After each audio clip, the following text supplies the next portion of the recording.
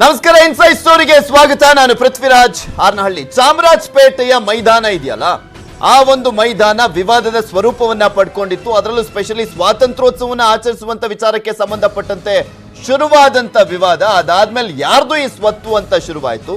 ಯಾರದ್ದು ಸ್ವತ್ತು ಅಂತ ಬಿಬಿಎಂಪಿ ಅವರು ಕಂದಾಯ ಇಲಾಖೆದು ಅಂತ ಹೇಳಾಯ್ತು. ಅದಾದ್ಮೇಲೆ ಮೇನ್ ಆಗಿ ಈಗ ನಡೀತಾ ಇದ್ದಂತ ವಿವಾದ ಅಂದ್ರೆ ಗಣೇಶೋತ್ಸವದ ವಿಚಾರಕ್ಕೆ ಸಂಬಂಧಪಟ್ಟಂತೆ.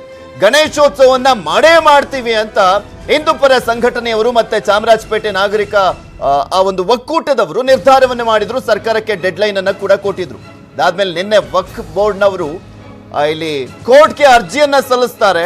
ಕೋರ್ಟ್ಗೆ ಅರ್ಜಿಯನ್ನ ಸಲ್ಲಿಸ್ಬಿಟ್ಟು ಅದು ನಮಗ್ ಸೇರಿದ್ದು, ಬಿಬಿಎಂಪಿಗೆ ಕಂದಾಯ ಇಲಾಖೆಗೆ ಸೇರಿದ್ದು ಅಂತ ಹೇಳುವಂತ ಹಕ್ಕಿಲ್ಲ ಅಂತ ಹೇಳಿದ್ರು. ಇವತ್ತು ಹೈಕೋರ್ಟ್ ನಲ್ಲಿ ವಾದ ಪ್ರತಿವಾದ ನಡೀತು. ವಾದ ಪ್ರತಿವಾದ ಆದ ನಂತರ ಮಧ್ಯಂತರ ತೀರ್ಪು ಬಂದಿದೆ. ಮಧ್ಯಂತರ ತೀರ್ಪು ಏನಪ್ಪಾ ಅಂದ್ರೆ, ಚಾಮರಾಜಪೇಟೆ ಈದ್ಗಾ ಮೈದಾನದ ಗಣೇಶೋತ್ಸವ ಅಂದ್ರೆ ಅಲ್ಲಿ ಏನಿದೆ ಇಷ್ಟು ದಿನಗಳ ಕಾಲ ಸುಪ್ರೀಂ ಕೋರ್ಟ್ ನ ತೀರ್ಪು, ಅದನ್ನ ಯಥಾಸ್ಥಿತಿ ಕಾಪಾಡ್ಕೊಳ್ಬೇಕು ಅಂತ ಹೇಳಿರುವಂತ ಹಿನ್ನೆಲೆಯಲ್ಲಿ ಗಣೇಶೋತ್ಸವಕ್ಕೆ ಬ್ರೇಕ್ ಬಿದ್ದಂತಾಗಿದೆ. ಯಥಾಸ್ಥಿತಿ ಕಾಯ್ದುಕೊಳ್ಳುವಂತೆ ಹೈಕೋರ್ಟ್ ಆದೇಶ ಕೊಟ್ಟಿರುವಂತದ್ದು. ಆಟದ ಮೈದಾನವಾಗಿ ಮಾತ್ರ ಬಳಸಲಿಕ್ಕೆ ಹೈಕೋರ್ಟ್ ಆದೇಶವನ್ನ ಕೊಟ್ಟಿದೆ. ರಂಜಾನ್ ಬಕ್ರೀದ್ ವೇಳೆ ಮಾತ್ರ ಪ್ರಾರ್ಥನೆಗೆ ಬಳಸಬಹುದು, ಬೇರೆ ಯಾವುದೇ ಚಟುವಟಿಕೆಗೂ ಕೂಡ ಅವಕಾಶ ಇಲ್ಲ. ಎಲ್ಲಿವರೆಗೂ? ಸೆಪ್ಟೆಂಬರ್ 23ರವರೆಗೂ. ಮಧ್ಯಂತರ ತೀರ್ಪು ಇದು. ಸೆಪ್ಟೆಂಬರ್ 23ಕ್ಕೆ ವಿಚಾರಣೆಯನ್ನ ಮುಂದಿಡುವಂಥದ್ದು. ಹೈಕೋರ್ಟ್ ಮಧ್ಯಂತರ ತೀರ್ಪನ್ನ ಕೊಟ್ಟಾದ ನಂತರ ವಿವಾದದ ಸ್ವರೂಪವನ್ನ ಪಡ್ಕೊಂಡಿತ್ತು. ಗಣೇಶೋತ್ಸವನ್ನ ಮಾಡಬೇಕಾ ಬೇಡವಾ ಅನ್ನುವಂಥ ವಿಚಾರಕ್ಕೆ ಸಂಬಂಧಪಟ್ಟಂತೆ ಸರ್ಕಾರನೂ ಕೂಡ ಗೊಂದಲದಲ್ಲಿತ್ತು. ಸುಪ್ರೀಂ ಹೋಗೋದಕ್ಕಿಂತ ಇಲ್ಲಿ ಡಬಲ್ ಬೆಂಚ್ ಹೋಗೋಕ್ಕೂ ಅವಕಾಶ ಇದೆ, ಇಲ್ಲೇ ಇದೆ. ಅದು ಸರ್ಕಾರನೇ ತೀರ್ಮಾನ ತಗೊಳ್ತದ ಏನು ಅಂತ ನಾವು ನಿರೀಕ್ಷೆ ಮಾಡ್ತಾ ಇದ್ದೀವಿ. ಇನ್ನೂ ಡಬಲ್ ಬೆಂಚ್ ಆಗಿದ್ದಿದ್ರೆ ನೀವು ಹೇಳ್ದಂಗೆ ಸುಪ್ರೀಂ ಕೋರ್ಟ್ಗೆ ಹೋಗೋಕ್ಕೆ ಅವಕಾಶ ಇತ್ತು.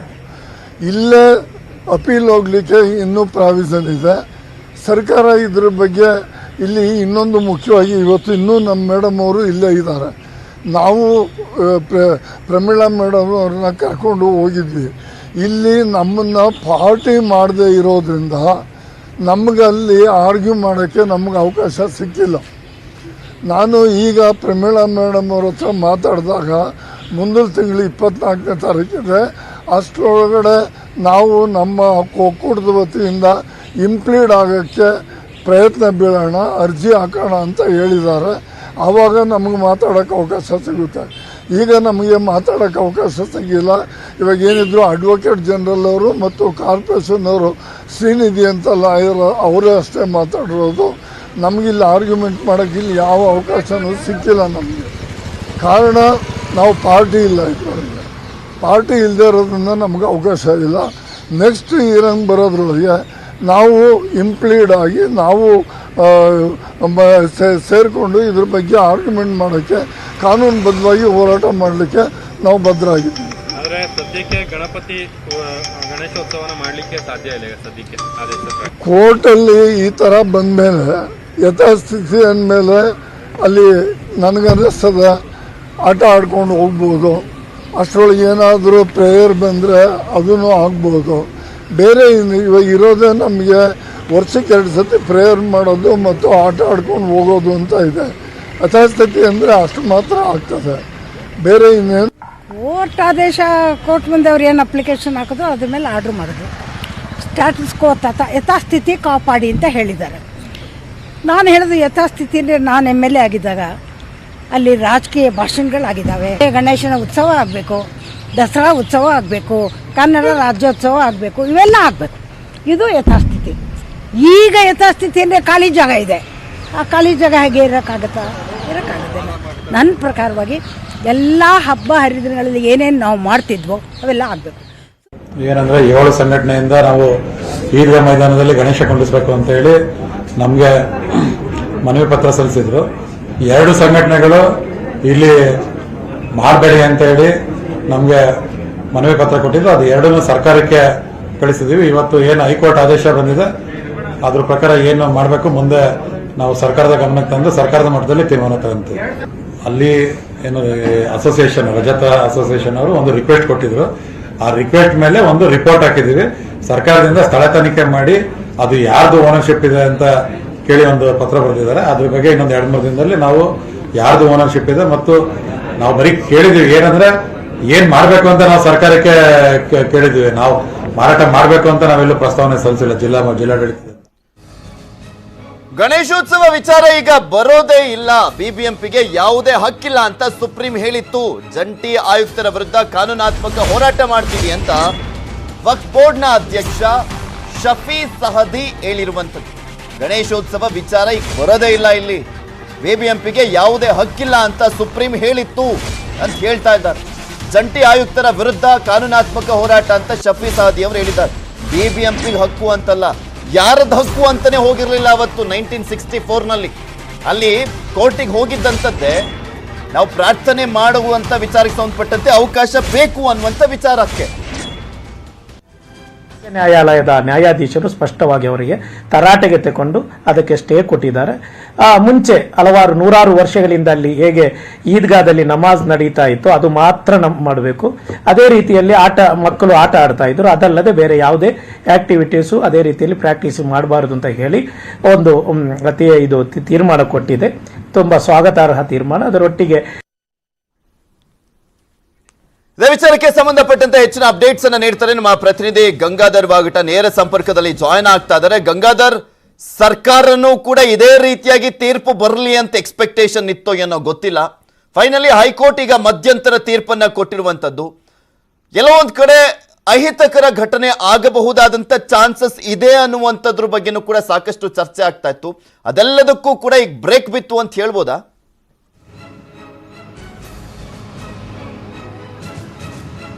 ಪೃಥ್ವಿರಾಜ್, ನಿಜಕ್ಕೂ ಕೂಡ ಈ ಒಂದು ಚಾಮರಾಜಪೇಟೆಯ ಈದ್ಗಾ ವಿವಾದ ಏನಿದೆ ಹೈಕೋರ್ಟ್ ಮೆಟ್ಟಿಲೇರಿದ್ದು, ಈಗ ಹೈಕೋರ್ಟ್ ಸಹ ಯಥಾಸ್ಥಿತಿಯನ್ನ ಕಾಪಾಡೋಕೆ ಒಂದು ಮಧ್ಯಂತರ ಆದೇಶವನ್ನ ಕೊಟ್ಟಿದೆ.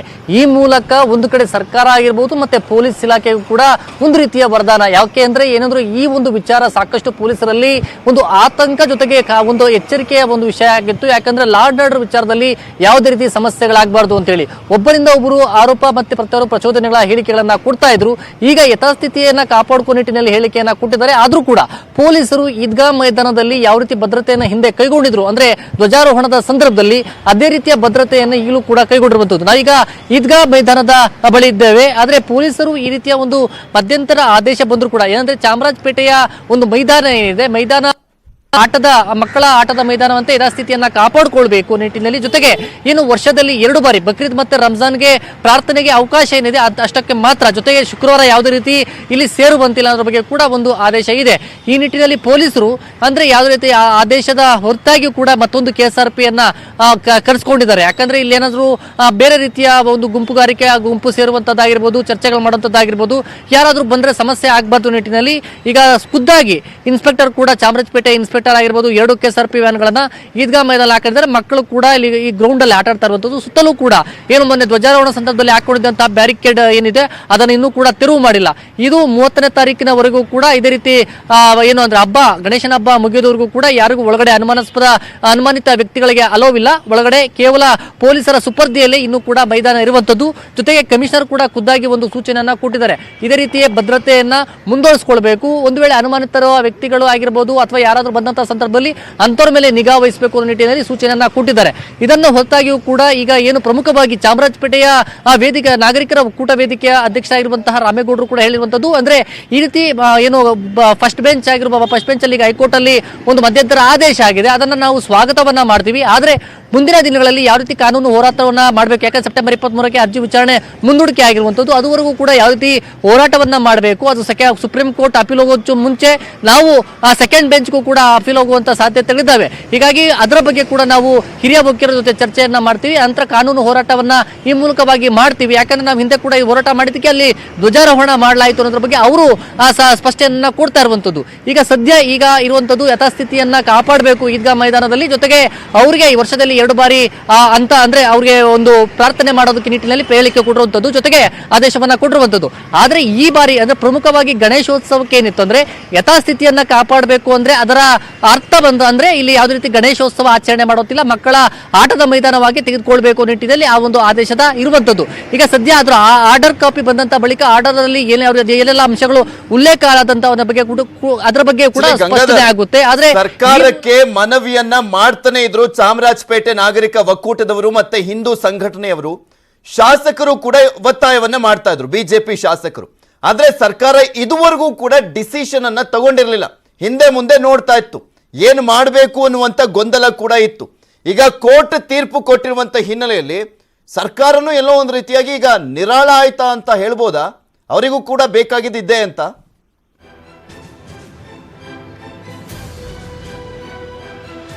ಪೃಥ್ವಿರಾಜ್, ಸರ್ಕಾರದ ಒಂದು ನಡೆ ಏನಿದೆ, ಧ್ವಜಾರೋಹಣ ಈದ್ಗಾ ಮೈದಾನದಲ್ಲಿ ಒಂದು ಧ್ವಜಾರೋಹಣ ಆದಂತ ಬಳಿಕ ಅವರು ತಟಸ್ಥ ನೀತಿಯನ್ನ ಅನುಸರಿಸ್ಕೊಂಡು ಬಂದಿದ್ರು. ಆ ಜೊತೆಗೆ ಯಾವ ರೀತಿ ಮಾಡಬೇಕು, ಒಂದ್ ಕಡೆ ಅವರಿಗೆ ಅನುಮತಿ ಕೊಟ್ಟಿದ್ದೆ ಆದ ಕಂದಾಯ ಇಲಾಖೆಯಿಂದ ಅನುಮತಿ ಕೊಟ್ಟಿದ್ದೆ ಆದಲ್ಲಿ ಅದು ಲ್ಯಾಂಡ್ ಆರ್ಡರ್ ಸಮಸ್ಯೆ ಆಗುತ್ತೆ, ಕೊಡದಿದ್ರು ಕೂಡ ಈ ಒಂದು ಅಲ್ಲಿ ಇರುವಂತ ಹಿಂದೂಗಳನ್ನ ಕೂಡ ನಾವು ಅದನ್ನ ಎದುರು ಕಟ್ಕೊಳ್ಬೇಕಾಗುತ್ತೆ ಅನ್ನೋ ನಿಟ್ಟಿನಲ್ಲಿ ಕೂಡ ಸಾಕಷ್ಟು ಚರ್ಚೆಗಳಾಗಿ ಅವರು ಒಂದು ತಟಸ್ಥ ನೀತಿಯನ್ನ ಸರ್ಕಾರ ಅನುಸರಿಸಿಕೊಂಡೇ ಬಂದಿತ್ತು. ಆದ್ರೆ ಈ ಒಂದು ಮಧ್ಯಂತರ ಆದೇಶ ಏನಿದೆ ಇದು ಸರ್ಕಾರಕ್ಕೆ ಒಂದು ವರದಾನ ಆಗಿರುವಂತದ್ದು. ಪೊಲೀಸ್ ಇಲಾಖೆಗೂ ಕೂಡ ಈ ಒಂದು ಆದೇಶ ಏನಿದೆ ಅವರು ಕೂಡ ಒಂದು ಈ ಪಾಲನೆ ಲ್ಯಾಂಡ್ ಆರ್ಡರ್ ವಿಚಾರದಲ್ಲಿ ಅವ್ರು ಕೈಗೊಳ್ಳಬೇಕಾದಂತಹ ಕ್ರಮಗಳು ಮತ್ತೆ ಮುಂದೆ ಅವ್ರು ಯಾವ ರೀತಿ ಭದ್ರತೆಯನ್ನು ವಹಿಸ್ಕೊಳ್ಬೇಕಾಗಿತ್ತು, ಗಣೇಶೋತ್ಸವಕ್ಕೆ ಆ ಒಂದು ವೇಳೆ ಅನುಮತಿ ಸಿಕ್ಕಿದ್ದೆ ಆದಲ್ಲಿ ಇಲ್ಲಿ ಯಾವುದೇ ರೀತಿ ಸಮಸ್ಯೆಗಳನ್ನು ಎದುರಿಸಬೇಕಾಗಿತ್ತು ನಿಟ್ಟಿನಲ್ಲಿ ಸಾಕಷ್ಟು ಚರ್ಚೆಗಳಾಗ್ತಾ ಇತ್ತು. ಜೊತೆಗೆ ಅದ್ರ ಬಗ್ಗೆ ಸಾಕಷ್ಟು ಸಭೆಗಳನ್ನ ಮಾಡಿದ್ರು. ಆದ್ರೆ ಈಗ ಪೊಲೀಸರಿಗೆ ಒಂದು ಚೂರು ನಿಟ್ಟುಸುರಿ ಬಿಟ್ಟುವಂತ ಆಗಿರುವಂತದ್ದು. ಯಾಕಂದ್ರೆ ಈ ಒಂದು ಯಥಾಸ್ಥಿತಿಯನ್ನ ಕಾಪಾಡಬೇಕು ಅಂದ್ರೆ ಯಾರು ಕೂಡ ಅದು ಕೋರ್ಟ್ನ ಒಂದು ನಿಯಮವನ್ನ ಉಲ್ಲಂಘನೆ ಮಾಡೋಕ್ಕಾಗೋದಿಲ್ಲ. ಏನು ಆರ್ಡರ್ ನಲ್ಲಿ ಯಾವ ರೀತಿ ಒಂದು ಬರುತ್ತೆ ಅದರಂತೆ ಕೂಡ ಎಲ್ಲರೂ ಕೂಡ ಪಾಲನೆ ಮಾಡಬೇಕು ಅನ್ನೋ ನಿಟ್ಟಿನಲ್ಲಿ ಅವರು ಒಂದು ಎಲ್ಲ ಕೂಡ ಎರಡು ಕಡೆಯವರಿಗೆ, ಒಂದ್ ಕಡೆ ವಕ್ಫ್ ಬೋರ್ಡ್ ಆಗಿರ್ಬೋದು, ಒಂದ್ ಕಡೆ ನಾಗರಿಕರ ಒಕ್ಕೂಟ ವೇದಿಕೆಯನ್ನು ಕೂಡ ಅವ್ರಿಗೂ ಕೂಡ ಕೊಡ್ತಾ ಇದ್ರು. ಈಗ ಮುಂದೆ ಸೆಪ್ಟೆಂಬರ್ 23ಕ್ಕೆ ವಿಚಾರಣೆ ಮುಂದೂಡಿಕೆ ಆಗಿದೆ. ಅವತ್ತು ಯಾವ ರೀತಿ ವಿಚಾರಣೆ ಸಂದರ್ಭದಲ್ಲಿ ಯಾವ ರೀತಿ ವಾದ ಪ್ರತಿವಾದಗಳಾಗುತ್ತೋ ಅದುವರೆಗೂ ಕೂಡ ಈಗ ಸದ್ಯ ತಟಸ್ಥ ನೀತಿಯನ್ನ ಅನುಸರಿಸಿಕೊಂಡು ಹೋಗೋ ನಿಟ್ಟಿನಲ್ಲಿ ಈಗ ಸರ್ಕಾರ ಜೊತೆಗೆ ಈಗ ಆರ್ಡರ್ ಬಂದ ಬಳಿಕ ಕೂಡ ಒಕ್ಕೂಟ ವೇದಿಕೆ ಹೇಳ್ತಾ ಇದ್ರು, ನಾವು ಸರ್ಕಾರ ಜೊತೆ ಕೂಡ ಚರ್ಚೆ ಮಾಡ್ತೀವಿ, ಯಾರು ಶಾಸಕರ ಮುಂದೆ ಬಂದಿದ್ರು ಅವರೊಂದು ಕೂಡ ಒಟ್ಟಿಗೆ ಮಾಡಿ ಗಂಗಾಧರ್, ಇಲ್ಲಿ ಸರ್ಕಾರ ಒಂದ್ ರೀತಿಯಾಗಿ ಇಕ್ಕಟ್ಟಿಗೆ ಸಿಕ್ಕಾಕೊಂಡ್ಬಿಟ್ಟಿತ್ತು. ಅವಕಾಶ ಮಾಡಿಕೊಟ್ರೆ ಕಾನೂನು ಸುವ್ಯವಸ್ಥೆ ಹಾಳಾಗ್ಬಿಡುತ್ತೆ ಅಂತ, ಅವಕಾಶ ಮಾಡಿಕೊಡ್ಲಿಲ್ಲ ಅಂದ್ರೆ ಹಿಂದೂ ಪರ ಸಂಘಟನೆಯವರು ಅಲ್ಲಿರುವಂತ ನಾಗರಿಕರ ಒಕ್ಕೂಟದ ವಿರೋಧವನ್ನ ಕಟ್ಕೊಳ್ಬೇಕಾಗುತ್ತೆ ಅನ್ನುವಂತ ಒಂದು ಇಕ್ಕಟ್ಟಿನ ಪರಿಸ್ಥಿತಿಯಲ್ಲಿತ್ತು. ಆದ್ರೆ ಈಗ ಈಸಿ ಆಗ್ಬಿಡ್ತು ಸರ್ಕಾರಕ್ಕೆ, ಬೊಟ್ಟು ಮಾಡಿ ತೋರಿಸ್ಬೋದು, ಕೋರ್ಟ್ ತೀರ್ಪು ಕೊಟ್ಟಿದೆ, ನಾವಿವಾಗ ಮಧ್ಯಪ್ರವೇಶ ಮಾಡ್ಲಿಕ್ಕೆ ಆಗಲ್ಲ ಅಂತ ಬೊಟ್ಟು ಮಾಡಿ ತೋರಿಸ್ಬೋದು. ಸೊ ಹೀಗಾಗಿ ಸರ್ಕಾರ ಒಂದು ಮಟ್ಟಿಗೆ ನಿರಾಳ ಆದಂತೆಯೇ ಆಗಿದೆ ಈ ಪ್ರಕರಣಕ್ಕೆ ಸಂಬಂಧಪಟ್ಟಂತೆ. ಮತ್ತಷ್ಟು ಸುದ್ದಿಯನ್ನು ನಿಮ್ಮ ಮುಂದೆ ಇಡ್ತಾ ಹೋಗ್ತೀನಿ, ಆದ್ರೆ ಅದಕ್ಕೂ ಮುಂಚೆ ಒಂದು ಸ್ಮಾಲ್ ಬ್ರೇಕ್.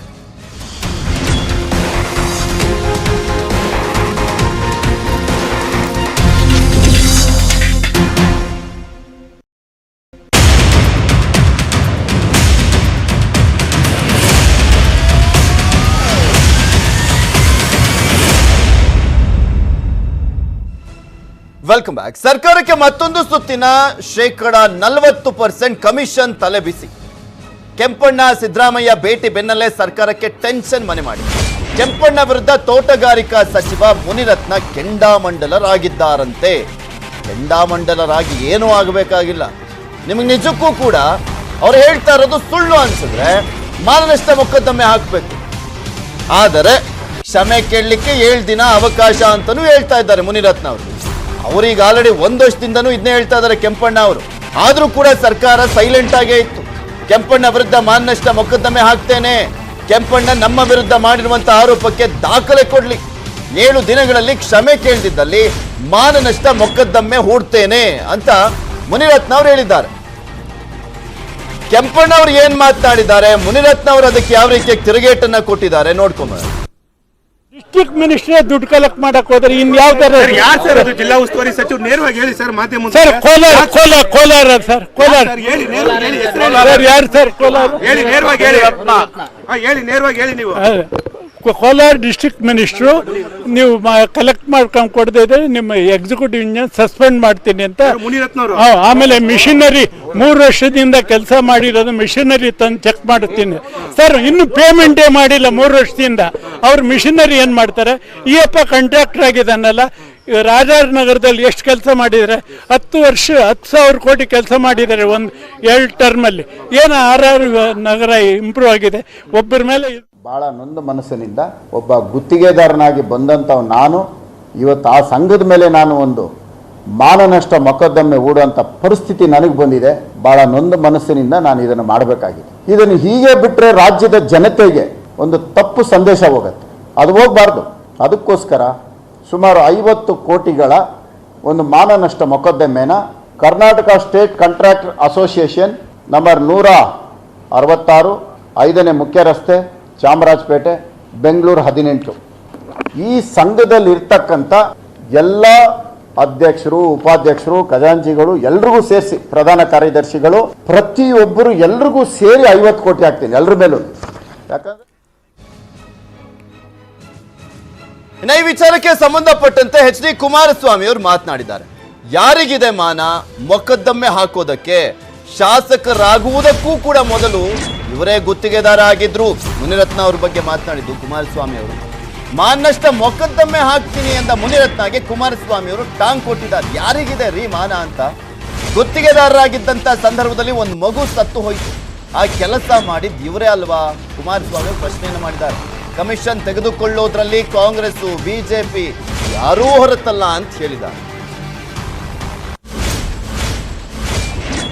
7 ದಿನಗಳ ಒಳಗಾಗಿ ಅವರು ಒಂದು ಮಾಧ್ಯಮಗಳ ಮುಂದೆ ದಾಖಲೆಗಳನ್ನ ಬಿಡುಗಡೆ ಮಾಡಬೇಕು. ಹಾಗೊಂದು ವೇಳೆ ಮಾಧ್ಯಮಗಳ ಮೇಲೆ ನಂಬಿಕೆ ಇಲ್ಲದೆ ಇದ್ದರೆ ಲೋಕಾಯುಕ್ತಕ್ಕೆ 7 ದಿನದಲ್ಲಿ ದೂರು ಕೊಡಬೇಕು. ಒಂದು ವೇಳೆ ಲೋಕಾಯುಕ್ತದಲ್ಲಿ ಏನಾದರೂ ಕೊಡೋದಕ್ಕೆ ದಾಖಲೆಗಳಿಲ್ಲದೆ, ಮಾಧ್ಯಮಗಳಿಗೆ ದಾಖಲೆಗಳು ಬಿಡುಗಡೆ ಮಾಡೋಕ್ಕೆ ದಾಖಲೆಗಳಿಲ್ಲ ಅಂದರೆ ನಿನ್ನೆ ಮಾಡಿರ್ತಕ್ಕಂಥ ಆರೋಪಕ್ಕೆ ಒಂದು ಪತ್ರಿಕಾ ಪ್ರಕಟಣೆನ ಹೊರಡಿಸಿ ಕ್ಷಮೆ ಕೋರಬೇಕು. ಬೇರೆ ಬೇರೆ ಕಡೆಯಿಂದ ಗುತ್ತಿಗೆ ಏನು ಮಾಡಿದ್ದಾರೆ, ಕಾಂಟ್ರಾಕ್ಟ್ ಕೆಲಸ ಮಾಡಿದ್ದಾರೆ, ಅವ್ರ ಮುಖಗಳನ್ನು ನೋಡಿಲ್ಲ. 100 ಕೋಟಿ ಕೆಲಸ ಮಾಡಿದ್ದಾರೆ. ಬರಬೇಕು ಅವ್ರು ಯಾರು ಕೆಲಸ ಮಾಡಿದ್ದಾರೆ ನನ್ನ ಕ್ಷೇತ್ರದಲ್ಲಿ, ಯಾವನಾದರೂ ನನಗೆ 5 ರೂಪಾಯಿ ತಂದು ಕೊಟ್ಟವ್ರ ಅಂತೇಳಿ ಓಪನ್ ಚಾಲೆಂಜ್ ಮಾಡ್ತೇನೆ. ಇದು ನಾನು ನಡ್ಕೊಂಬಂದಂಥ, ನಮ್ಮ ತಂದೆಯವರ ಕಾಲದಿಂದ ನಾವು ನಡ್ಕೊಂಬಂದಿರ್ತಕ್ಕಂಥದ್ದು.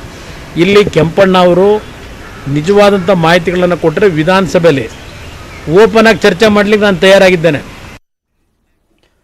ಕೆಂಪಣ್ಣ ಒಂದು ವರ್ಷದಿಂದ ಆರೋಪವನ್ನೇ ಮಾಡ್ತಾ ಇದ್ದಾರೆ. ಮುನಿರತ್ನ ಮೇಲೆ ಆರೋಪಿಸಿದ್ದಾರೆ. ಅವರು ಹೋರಾಟ ಮಾಡ್ತಾರೆ. ಬೆಂಗಳೂರಿನಲ್ಲಿ ಸಿಎಂ ಬಸವರಾಜ ಬೊಮ್ಮಾಯಿ ಅವರು ಹೇಳಿಕೆಯನ್ನ ಕೊಟ್ಟಿರುವಂತದ್ದು.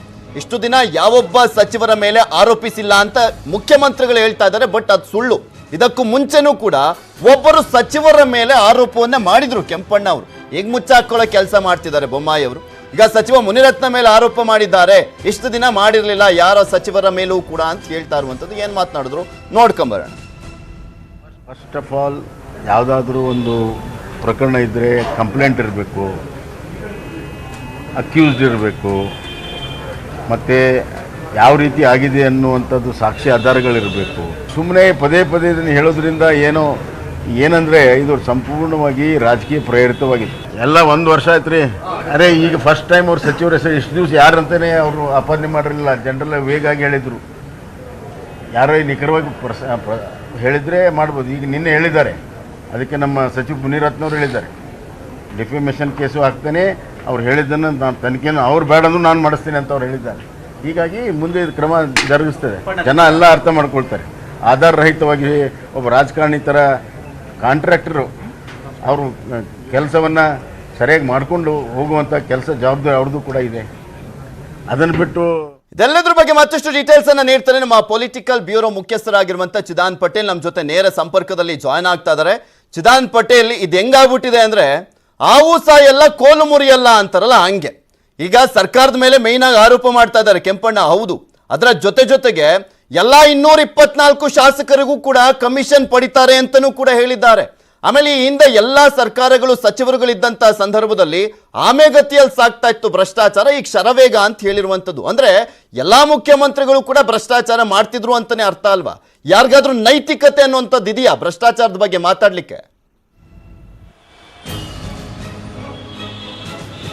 ಪೃಥ್ವಿರಾಜ್ ಹಾರನಹಳ್ಳಿ, ಗುತ್ತಿಗೆದಾರ ಸಂಘದ ಅಧ್ಯಕ್ಷ ಕೆಂಪಣ್ಣರವರ ಆರೋಪ ಈಗ ಸರ್ಕಾರಕ್ಕೆ ಎಲ್ಲೊಂದು ಕಡೆ ದೊಡ್ಡ ತಲೆನೋವಾಗಿ ಪರಿಣಮಿಸಿರುವಂಥದ್ದು. ಯಾಕಂತ ಹೇಳಿದ್ರೆ 40% ಆರೋಪ ಇದೀಗ ಸರ್ಕಾರದ ಏನು ಅಡ್ಮಿನಿಸ್ಟ್ರೇಷನ್ನೇ ಪ್ರಶ್ನೆ ಮಾಡಿರುವಂಥದ್ದು. ಮತ್ತೊಂದು ಕಡೆ ಅನೇಕ ಸಚಿವರುಗಳ ಹೆಸರನ್ನು ಹೇಳಿರುವಂಥದ್ದು ಮತ್ತು ಬಹಿರಂಗವಾಗಿ ಹೇಳಿರುವಂಥದ್ದು. ಹಾಗಾಗಿ ಸರ್ಕಾರ ಇದೀಗ ತನಿಖಾ ವಿಚಾರ ಸಂಬಂಧಪಟ್ಟ ಹಾಗೆ ಕೆಂಪಣ್ಣರವರು ನೀವು ನ್ಯಾಯಾಂಗ ತನಿಖೆಗೆ ವಹಿಸಿ ಆ ತನಿಖಾ ಸಂಸ್ಥೆ ಕೇಳಿದಾಗ ನಾವು ದಾಖಲೆಗಳನ್ನು ಕೊಡ್ತೀವಿ ಅಂತ ಹೇಳಿರುವಂಥದ್ದು. ಮತ್ತೊಂದು ಕಡೆ ಈಗಾಗಲೇ ಸರ್ಕಾರ ಅಂದರೆ ಮುಖ್ಯಮಂತ್ರಿ ಬಸವರಾಜ ಬೊಮ್ಮಾಯಿ ಅವರು ತಾವು ದಾಖಲೆಯನ್ನು ಕೊಡದಿದ್ರೆ ಲೋಕಾಯುಕ್ತ ಕೊಡಿ, ಲೋಕಾಯುಕ್ತ ಈಗ ಫ್ರೀ ಇರುವಂಥದ್ದು, ಲೋಕಾಯುಕ್ತ ತನಿಖಾ ಮಾಡುವಂಥ ಎಲ್ಲ ವ್ಯವಸ್ಥೆ ಇದೆ, ACB ಕೂಡ ಲೋಕಾಯುಕ್ತಕ್ಕೆ ವಿಲೀನ ಆಗಿದೆ, ಅವರು ಲೋಕಾಯುಕ್ತರ ತನಿಖೆ ತನಿಖೆ ಮಾಡ್ತಾರೆ ಅನ್ನೋದು ಬೊಮ್ಮಾಯಿಯವರ ಉವಾಚ ಆಗಿರುವಂಥದ್ದು. ಮತ್ತೊಂದು ಕಡೆ ಈ ಸಂಬಂಧಪಟ್ಟ ಹಾಗೆ ನಾವು ಸದನದಲ್ಲೂ ಹೋರಾಟ ಮಾಡ್ತೀವಿ ಅಂತ ಹೇಳ್ತಕ್ಕಂಥ ವಿಪಕ್ಷ ನಾಯಕ ಸಿದ್ದರಾಮಯ್ಯನವರು ಈ ಹಿಂದೆ ಭ್ರಷ್ಟಾಚಾರ ಅಂದ್ರೆ ಅವರು ಮುಖ್ಯಮಂತ್ರಿ ಆದಂತಹ ಅವಧಿಯಲ್ಲೂ ಕೂಡ ಭ್ರಷ್ಟಾಚಾರ ಅನ್ನೋದು ಆಮೆ ವೇಗದಲ್ಲಿತ್ತು, ಈಗ ಶರವೇಗದಲ್ಲಿದೆ ಅನ್ನೋದು ಅವರು ಹೇಳ್ತಿರುವಂಥದ್ದು. ಅಂದ್ರೆ ಎಲ್ಲರೂ ಕೂಡ ಇಲ್ಲಿ ಭ್ರಷ್ಟರೇ ಅನ್ನೋ ಒಂದು ಮಾತನ್ನ ಹೇಳಿರುವಂಥದ್ದು. ಆದ್ರೆ ಈ ಸರ್ಕಾರ ಭ್ರಷ್ಟಾತಿ ಭ್ರಷ್ಟು ಅನ್ನೋದು ಅವರ ಆರೋಪ ಆಗಿರುವಂಥದ್ದು. ಮತ್ತೊಂದು ಕಡೆ ಮಾಜಿ ಮುಖ್ಯಮಂತ್ರಿ ಎಚ್ ಡಿ ಕುಮಾರಸ್ವಾಮಿ ಕೂಡ ಕಾಂಗ್ರೆಸ್ ಮತ್ತು ಬಿಜೆಪಿ ಭ್ರಷ್ಟಾಚಾರದ ಕೊಂಪೆ ಅನ್ನೋ ಒಂದು ಮಾತನ್ನು ಕೂಡ ಹೇಳಿರುವಂಥದ್ದು ಮತ್ತು ಮೊಕದ್ದಮೆ ಪ್ರಕರಣವನ್ನು ಕೂಡ ವ್ಯಂಗ್ಯವಾಗಿರುವಂಥದ್ದು. ಈಗಾಗಲೇ ರಾಜರಾಜೇಶ್ವರಿ ಏನು ಕ್ಷೇತ್ರ 1ರಲ್ಲಿ 10,000 ಕೋಟಿಗೆ ಹೆಚ್ಚು ಕಾಮಗಾರಿ ಆಗಿರುವಂಥದ್ದು. ಹಾಗಾಗಿ ಅಲ್ಲಿ ಬಹಳಷ್ಟು ಅಕ್ರಮ ನಡೆದಿದೆ ಅಂತ ಕೆಂಪಣ್ಣ ಹೇಳಿರುವಂಥದ್ದು. ಇದರ ಬೆನ್ನಲ್ಲೇ ಇವತ್ತು ಮೈಸೂರಿನಲ್ಲಿ ಕಾಂಗ್ರೆಸ್ನ ವಕ್ತಾರಾಗಿರ್ತಕ್ಕಂಥ ಕೆ ಲಕ್ಷ್ಮಣ್ ರವರು 118 ಕೋಟಿ ರೂಪಾಯಿರವರು ಕೆಲಸ ಆಗದಿದ್ರು ಕೂಡ ಕೆಲಸ ಆಗಿದೆ ಅಂತೇಳಿ ಬಿಲ್ ತೆಗೆದುಕೊಂಡಿದ್ದಾರೆ ಅಂತೇಳಿ ಗಂಭೀರ ಆರೋಪ ಮಾಡಿ ಲೋಕಾಯುಕ್ತ ವರದಿಯನ್ನು ಪ್ರಸ್ತಾಪ ಮಾಡುವಂಥದ್ದು. ಒಟ್ಟಾರೆ ಸರ್ಕಾರ ಮತ್ತು ಇಲ್ಲಿರ್ತಕ್ಕಂಥ ಜನಪ್ರತಿನಿಧಿಗಳಿಗೆ ಆರೋಪ ಅನ್ನೋದು ಕೇವಲ ಆರೋಪ ಆಗಿ ಉಳಿದಿರುವಂಥದ್ದು. ಯಾರು ಕೂಡ ಇಚ್ಛಾಶಕ್ತಿಯನ್ನು ಪ್ರದರ್ಶನ ಮಾಡ್ತಿಲ್ಲ. ಮುಖ್ಯಮಂತ್ರಿ ಬಸವರಾಜ ಬೊಮ್ಮಾಯಿ ಕೂಡ ನ್ಯಾಯಾಂಗ ತನಿಖೆಗೆ ವಹಿಸಲಿಕ್ಕೆ ಮುಂದಾಗ್ತಿಲ್ಲ, ಲೋಕಾಯುಕ್ತ ಕೊಡಿ ಅಂತ ಹೇಳ್ತಿರುವಂಥದ್ದು. ಇದರ ಬೆನ್ನಲ್ಲೇ ಕೆಂಪಣ್ಣನವರು ಪ್ರಧಾನಿ ನರೇಂದ್ರ ಮೋದಿ ಅವರಿಗೆ ಮತ್ತೆ ನಾನು ಪತ್ರ ಬರೀತೀನಿ ಅಂತ ಹೇಳಿರುವಂಥದ್ದು ಕೂಡ ಸರ್ಕಾರಕ್ಕೆ ಮತ್ತಷ್ಟು ಇರಿಸುಮುರುಸಾಗುವ ಸಾಧ್ಯತೆ ಇದೆ ಅಂತ ಹೇಳಲಾಗ್ತಿದೆ. ಯಾಕಂತ ಹೇಳಿದ್ರೆ ಸೆಪ್ಟೆಂಬರ್ 2ನೇ ತಾರೀಕು ಪ್ರಧಾನಿ ನರೇಂದ್ರ ಮೋದಿ ಅವರು ಮಂಗಳೂರಿಗೆ ಆಗಮಿಸುತ್ತಿರುವಂಥದ್ದು. ಇಂತಹ ಸಂದರ್ಭದಲ್ಲಿ ಕರ್ನಾಟಕದಲ್ಲಿ ಭ್ರಷ್ಟಾಚಾರದ ವಿಚಾರ 40% ಕಮಿಷನ್ ಆರೋಪ ಇದೀಗ ದೊಡ್ಡ ಮಟ್ಟದ ಸುದ್ದಿ ಮತ್ತು ಸದ್ದು ಆಗ್ತಿರುವಂಥದ್ದು. ಒಟ್ಟಿನಲ್ಲಿ ಈ ಕೆಂಪಣ್ಣರವರ ಆರೋಪ ಸಂಬಂಧಪಟ್ಟಾಗೆ ಕೆಂಪಣ್ಣರು ಒಂದು ಕಡೆ ದಾಖಲೆಯನ್ನು ಕೊಡಲ್ಲ ಅಂತಿದ್ದಾರೆ, ಇವರು ದಾಖಲೆ ಕೊಡಿ ಅಂತಿದ್ದಾರೆ. ಮತ್ತೊಂದು ಕಡೆ ನ್ಯಾಯಾಂಗ ತನಿಖೆ ವಹಿಸಿ ಅಂತಿದ್ದಾರೆ, ಇವರು ನ್ಯಾಯಾಂಗ ತನಿಖೆಯನ್ನು ವಹಿಸಿ. ಪಟೇಲ್, ಇದಿನ್ನೂ ಕೂಡ ಯಾವ ರೀತಿಯ ರಾಜಕೀಯ ಜಟಾಪಟಿಯಾಗಿ ಮುಂದುವರಿಯುತ್ತೆ ಅಂತ ಥ್ಯಾಂಕ್ ಯು ಸೋ ಮಚ್ ನಿಮ್ಮೆಲ್ಲ ಡೀಟೇಲ್ಸ್ಗಾಗಿ. ಕೆಂಪಣ್ಣ ಅವರು ಮಾತನಾಡುವಂತ ಸಂದರ್ಭದಲ್ಲಿ ಸರ್ಕಾರದ ವಿರುದ್ಧ ಆರೋಪ ಮಾಡ್ತಿದ್ರು, ಹೌದು. ಅದರ ಜೊತೆಗೆ 224 ಶಾಸಕರು ಕೂಡ ಕಮಿಷನ್ ಕೇಳ್ತಾರೆ ಅಂತ ಹೇಳಿದ್ದಾರೆ, ಒಬ್ರನ್ನು ಕೂಡ ಬಿಟ್ಟಿಲ್ಲ. ಆಮೇಲೆ ಈ ಹಿಂದಿನ ಮುಖ್ಯಮಂತ್ರಿಗಳು ಕೂಡ ಕೇಳ್ತಾ ಇದ್ರು ಅನ್ನೋದ್ರ ಬಗ್ಗೆ ಮಾತನಾಡಿರುವಂತ ಹಿನ್ನೆಲೆಯಲ್ಲಿ ರಾಜ್ಯದಲ್ಲಿ ರಾಜಕಾರಣಿಗಳಿಗೆ ಭ್ರಷ್ಟಾಚಾರದ ಬಗ್ಗೆ ಮಾತಾಡ್ಲಿಕ್ಕೆ ನಿಜಕ್ಕೂ ಕೂಡ ನೈತಿಕತೆ ಇದೆಯಾ ಅಂತ ಸಾರ್ವಜನಿಕ ವಲಯದಲ್ಲಿ ಚರ್ಚೆ ಆಗ್ತಾ ಇರುವಂಥದ್ದು. ನೋಡೋಣ ಏನೇನಾಗುತ್ತೆ ಅಂತ. ಇದು ಇವತ್ತಿನ ಇನ್ಸೈಡ್ ಸ್ಟೋರಿ. ನೋಡ್ತಾ ಇರಿ News 18 ಕನ್ನಡ. ಜಾಲ ನಮ್ಮದು, ಬಲ ನಿಮ್ಮದು.